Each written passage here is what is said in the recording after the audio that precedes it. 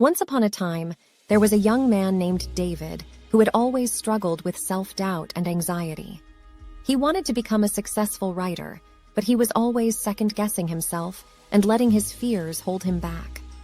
One day, David decided to seek the advice of a wise old man who lived in the nearby mountains. He hiked up to the old man's cabin and explained his problem. The old man listened patiently and then gave David a piece of advice.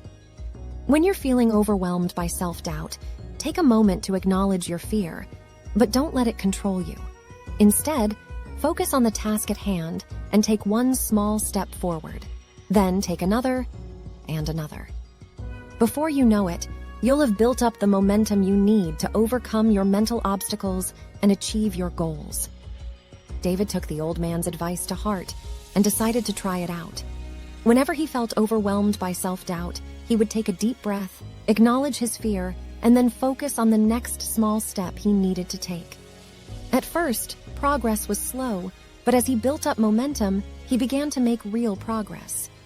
Eventually, David finished his first novel, which was a great success. He continued to use the old man's advice whenever he faced mental obstacles, and he became known as a writer with a strong, resilient mindset. The practical tip in this story is to break down big goals into smaller, more manageable steps. By focusing on these small steps and building momentum, we can overcome mental obstacles and achieve our goals.